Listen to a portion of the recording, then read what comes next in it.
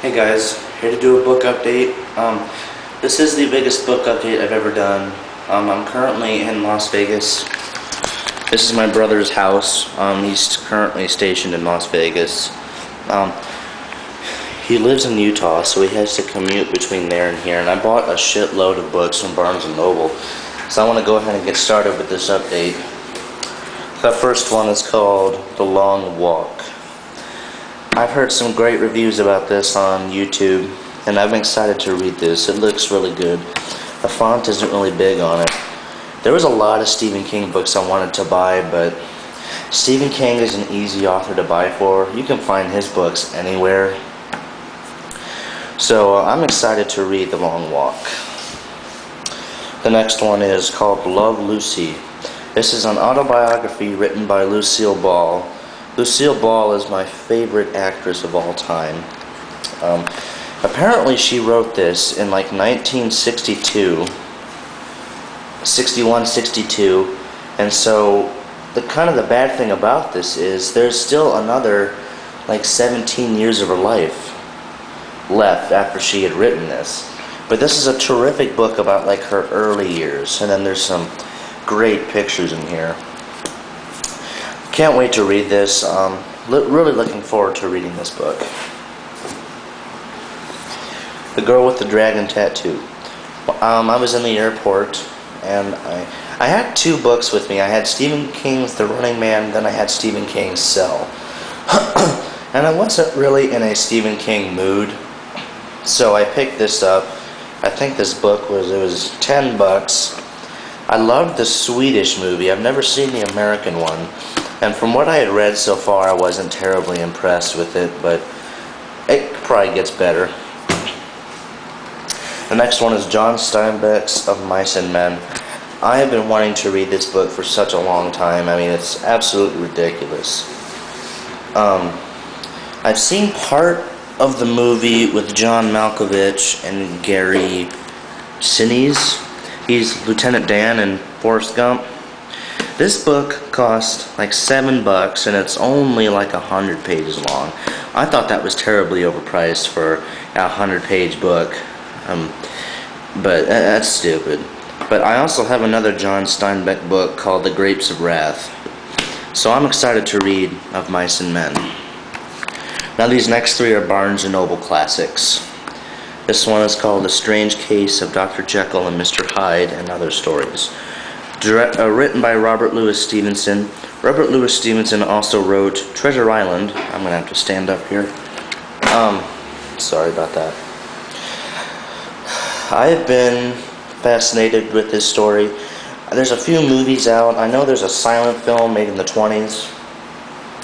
And there's another version, I believe, in the 30s or 40s. The font in this book is pretty big. I was impressed. And there's a picture of him right there. But what I didn't know was when I bought this, there's another short story in here that I didn't know existed. That one called The Body Snatcher.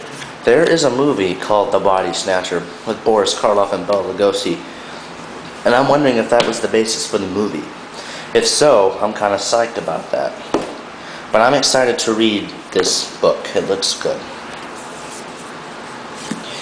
Grimm's Fairy Tales.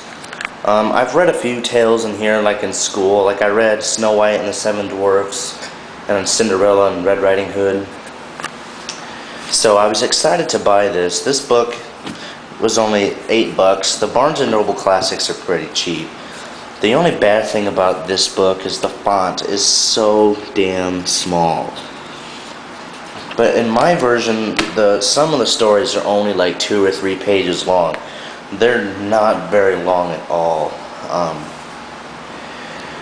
But I'm excited to read this. I know there's a movie called The Brothers Grimm, and it has something to do with these fairy tales. But it's a pretty thick book, and I'm excited to read this. And the last Barnes & Noble classic is Frankenstein. Probably my favorite Universal horror movie ever. I've never actually read this book all the way through. I've gotten pretty close, like I've read half of it, but I've just never been able to finish it. And I'm glad I finally have a good copy of Frankenstein. I have this, it's a heavily edited, illustrated edition for children. So I'm glad I have a good copy of Frankenstein, and again, the font is so damn small in this book. But the book is only, like, I think it's under 200 pages, but I'm excited to finish this. Now the next 5 are all by the same author, and these books are a gift from God. No Fear Shakespeare. I love Shakespeare. When I first read Romeo and Juliet my freshman year of high school, I thought it was amazing. And I've been psyched about reading Hamlet for such a terribly long time. If you're not familiar with these books, what it is there's the original play on the left side, and then the right side is a modern text, so you can understand what's going on. These books are a gift from God. I am in love with Hamlet right now. I think I'm on page like 190 something. I have my bookmark in here somewhere. There we go, 183. I'm a little over halfway through it, and I bought it about 2 days ago. Terrific play. I love this book. It's amazing. Julius Caesar. I read this actually last year for my sophomore year. We didn't finish it because we didn't have enough time in the trimester to finish it. But from what I read, it was really good. And we watched part of the movie from the 70s. This is a terrific story as well.